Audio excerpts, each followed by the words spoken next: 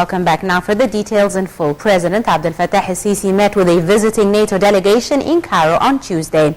President el-Sisi reviewed with the delegation efforts underway in Egypt to push forward the integrated development on the political, economic and social levels, confirming that Egypt is a state of law. During the meeting, the head of state said the parliament has begun contacts with the NATO's Parliamentary Assembly to stand at developments being witnessed in Egypt during the past few years.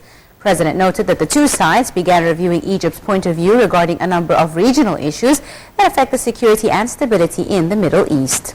El-Sisi asserted that the region's instability is affecting the entire world, citing terrorist attacks in a number of European and African nations. He called on collaborating efforts by the international community to combat terrorism.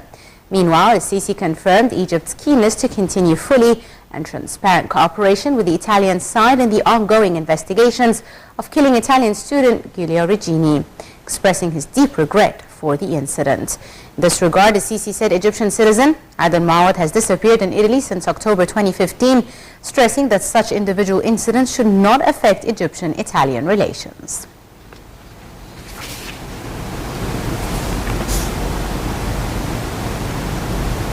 A delegation of general prosecution members and police officers are to travel to Italy on Wednesday to present the results of Egypt's investigation into the death of Italian student Giulio Regeni in Cairo. State Prosecutor General Nabil Sadiq said that the delegation would be led by his assistant Judge Mustafa Suleiman.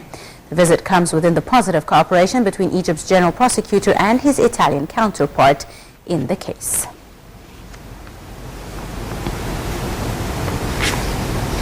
Foreign Minister Sameh Shoukry met with new Arab League Secretary General Ahmed Abul Ghait on Tuesday. Shoukry congratulated Abul Ghait for the new post that coincides with the current critical stage in which the Middle East region is facing big and unprecedented challenges.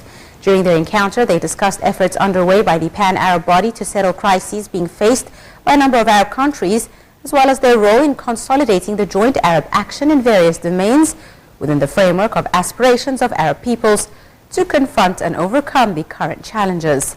They also probed the role tackled by the Arab League in realizing Arab nations' ambitions to live in peace and security, as well as have better economic and social circumstances.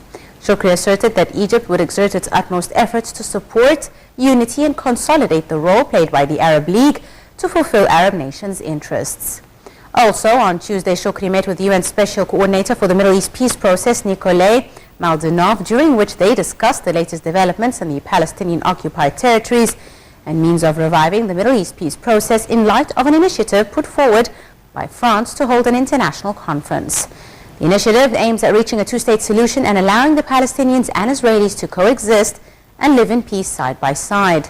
Palestinian-Israeli conflict was also the focus of Shoukry's meeting with his Palestinian counterpart, Riyad al-Malki, who stressed that the French initiative does not contradict the previous initiatives. The two top diplomats agreed to hold an urgent meeting before the Arab League Committee tasked with ending the Israeli occupation in order to set a unified vision for the measures which should be taken to back the Palestinian cause.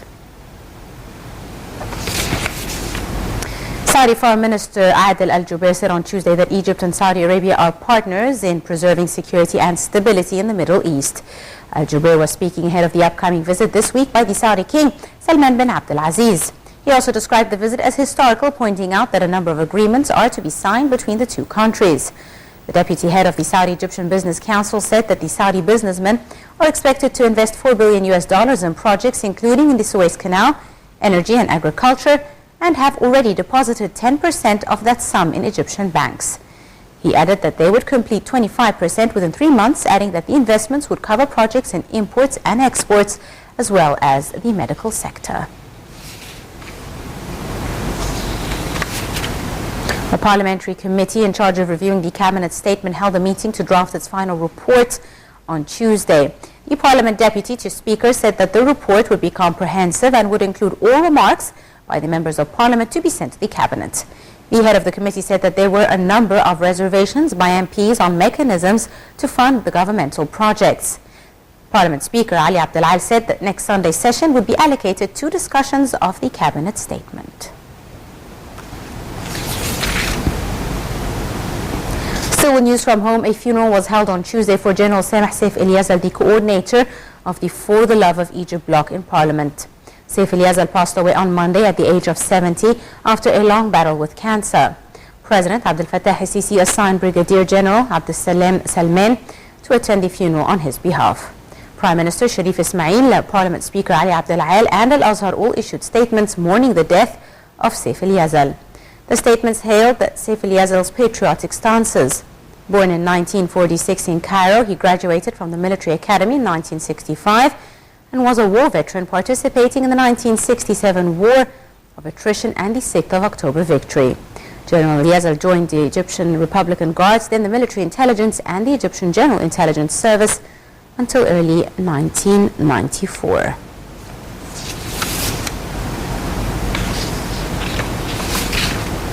The Ismailia Criminal Court has postponed until next Sunday the trial of 105 defendants from the Brotherhood terrorist organization, including its spiritual leader, Muhammad Badia.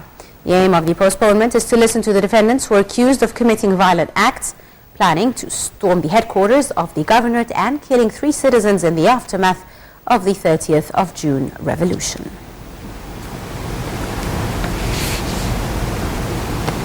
To regional